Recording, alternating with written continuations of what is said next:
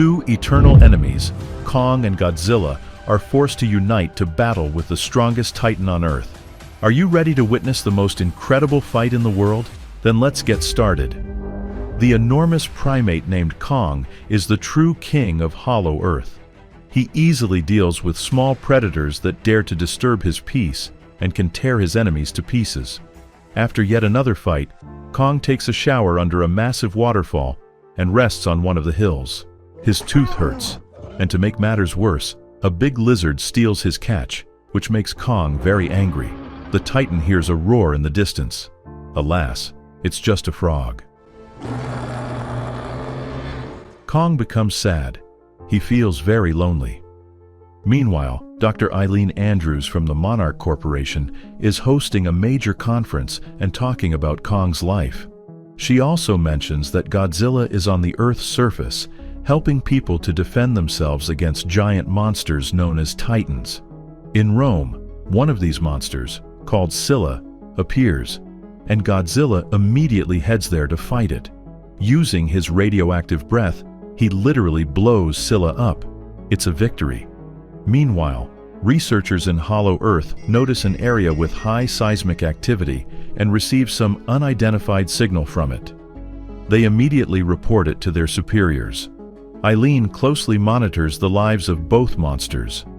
She sees that Godzilla is peacefully sleeping in the Colosseum and asks not to disturb him. Right now she is far more concerned about the anomaly in Hollow Earth. A mute girl named Gia goes to school and tries to listen to the teacher, but she begins experiencing hallucinations and flashbacks. Eileen is called to the school, as she is Gia's adoptive mother. The teachers complain to her that the girl has been acting very strangely lately and has been drawing some strange pictures. Eileen tries to find out what's wrong with Gia, and using sign language, the girl responds that she feels like a stranger here, and it's true. Gia is the last person from the Iwi tribe that lived on Skull Island, and Kong's only friend. Eileen notices that Gia's drawings are very similar to the anomaly that scientists detected in Hollow Earth. She travels to Miami, finds the leading podcaster Bernie Hayes, and asks for his help. They want to understand what or who is creating the electromagnetic pulses in Hollow Earth. To do this, they both need to venture there. Meanwhile, Godzilla wakes up in the Colosseum. It seems he also felt the signal. The monster destroys everything in its path and roars at the helicopters as if they were flies. Kong is moved upstairs for another checkup. Gia notices that he has an inflamed tooth. Kong is given a sedative and is sent to the best veterinarian, named Trapper. Using huge ropes, Kong's bad tooth is removed and a new one is placed in its place. Bernie tells Eileen that the strange electromagnetic pulses are a sign that a new Titan is about to appear. Or it could be a call for help. In any case, these signals cannot be ignored.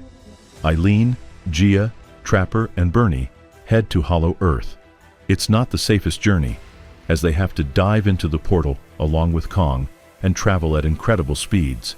Not everyone can withstand such pressure. Fortunately, all our heroes successfully reach Hollow Earth and see Content Kong running around his domain. There's still 100 kilometers to the nearest outpost, but for some reason, there's no communication with it. Monsters called verticenes appear near their aircraft. To prevent them from attacking, Trapper uses the camouflage mode, and their vehicle takes on the same coloring as the verticenes. Meanwhile, Godzilla appears on the shores of France. A special forces team is urgently called in, but no one can handle this monster.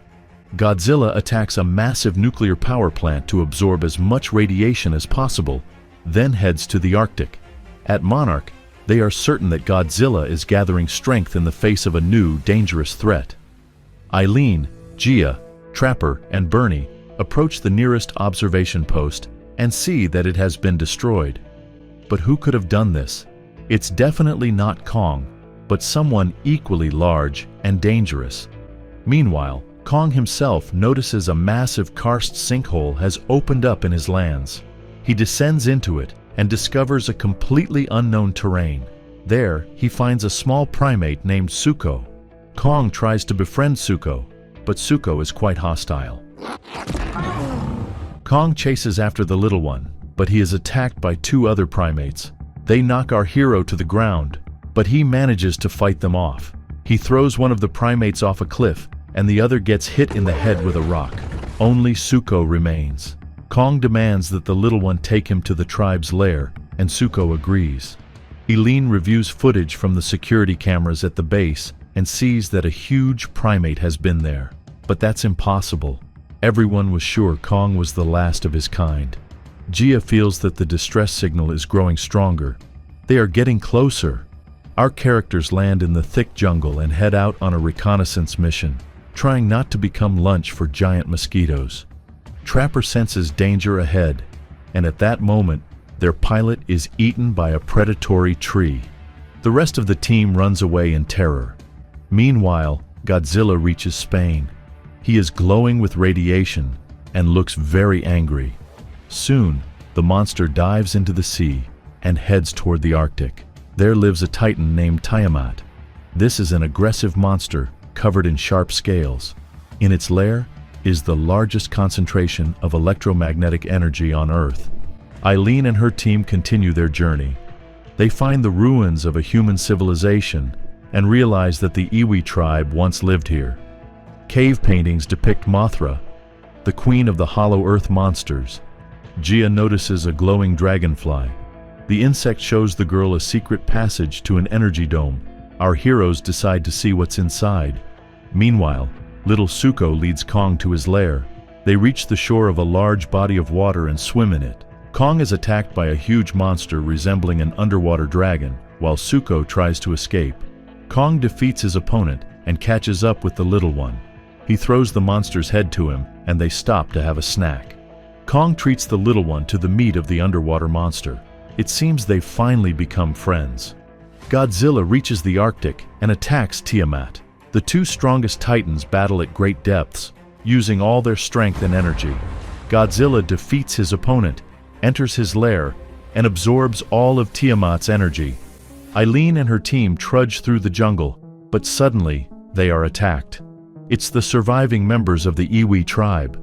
They communicate with each other through telepathic connection and realize that Gia is one of them. Our heroes are taken to the secret base of this tribe. The natives lead Gia to their queen. Thanks to telepathy, the woman immediately learns the entire life story of the girl. Eileen, Bernie, and Trapper notice something incredible.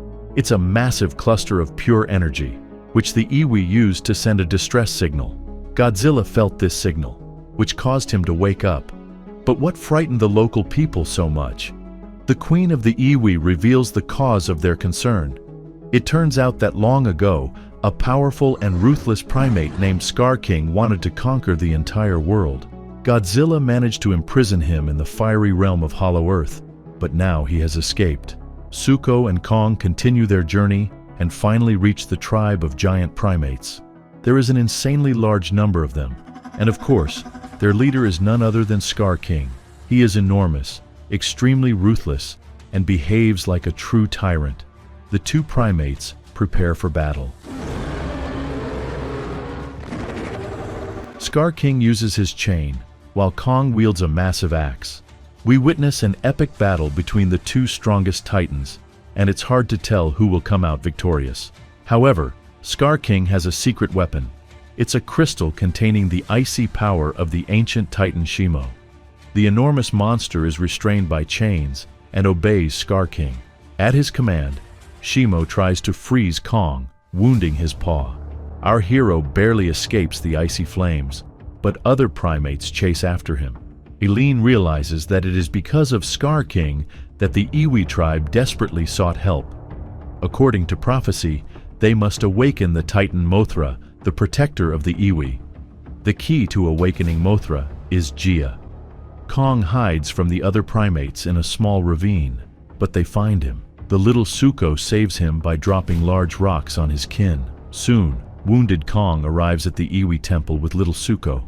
The poor primate is in desperate need of help.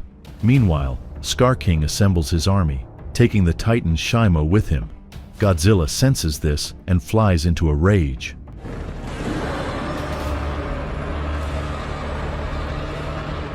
After the battle with Tiamat, Godzilla has become 20 times stronger.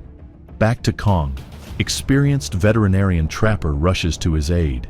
He attaches a prototype combat glove prosthetic to Kong's paw, allowing the Titan to fight while his wounds heal.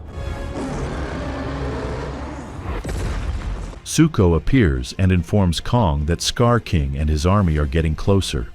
The Titan realizes that he can't face them alone, so he heads to the upper world to lure Godzilla here. Jia tries to awaken Mothra. She has a special connection with this Titan, which allows her to succeed. Mothra is now ready to protect the Iwi people from any threat. Kong walks among the pyramids of Cairo, and Godzilla immediately senses his presence. The two Titans engage in a furious battle. But as you remember, Kong has recently been severely injured, and Godzilla has absorbed a massive amount of radiation, making him incredibly strong. Despite the powerful prosthetic, Kong is unable to defeat his opponent, and Godzilla is about to destroy him. At this moment, the awakened Mothra intervenes in the battle. She manages to convince Godzilla to descend into Hollow Earth and help Kong defeat their common enemy. The Iwi tribe hides in their sanctuary. Scar King's army is almost there. To delay them, Trapper uses the Verticines, which are currently in their mating season. They attack the fierce primates, and soon Godzilla, Kong, and Mothra join the battle. We witness an incredibly epic and colorful battle of Titans.